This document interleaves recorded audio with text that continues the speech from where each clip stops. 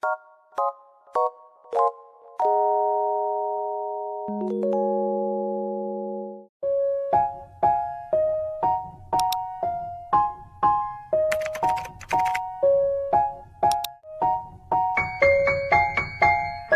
warahmatullahi wabarakatuh. Hari ini kita belajar tentang hidrosfer.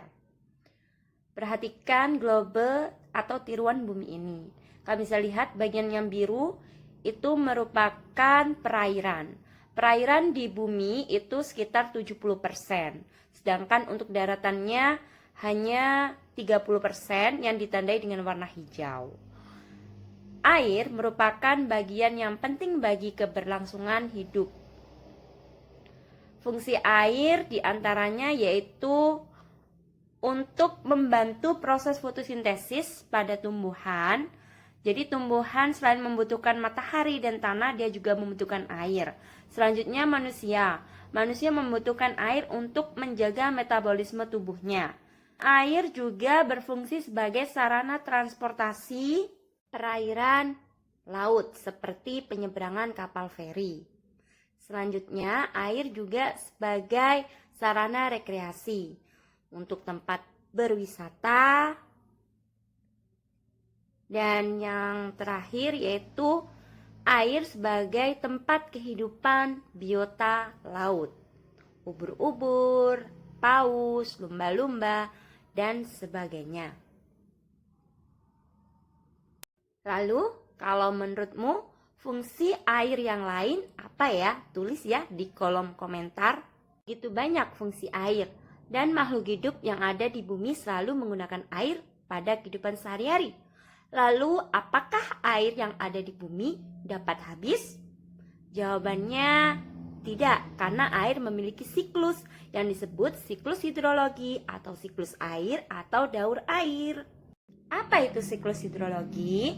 Siklus hidrologi adalah sirkulasi air yang tidak akan berhenti dari atmosfer ke bumi, kembali lagi ke atmosfer melalui 4 tahapan. Untuk lebih jelasnya, yuk simak video berikut.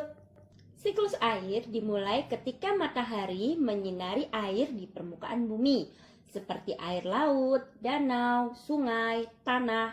Maka air akan memanas dan berubah menjadi uap air. Peristiwa ini disebut dengan penguapan atau evaporasi. Selanjutnya, uap air akan naik ke langit menuju atmosfer. Selain itu, tumbuhan juga melakukan transpirasi melalui daunnya. Begitu pula hewan dan manusia. Ketika manusia dan hewan menghembuskan nafas, uap air akan dikeluarkan. Begitu pula saat berkeringat, uap air akan menguap. Dan ketika uap air naik ke atmosfer, uap air akan mengalami pendinginan yang membentuk titik-titik air yang disebut dengan kondensasi.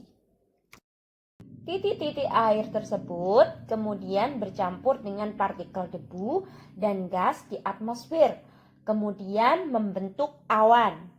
Awan tertiup oleh angin dan saling bertabrakan, kemudian menyatu menjadi gumpalan awan yang lebih besar dan padat. Awan inilah yang menyimpan titik-titik air. Selanjutnya, awan akan berubah warnanya menjadi keabuan yang disebut dengan awan nimbus.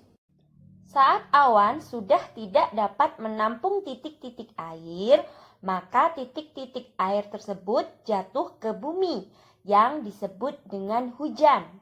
Proses titik-titik air yang jatuh ke bumi dalam bentuk air hujan dinamakan presipitasi.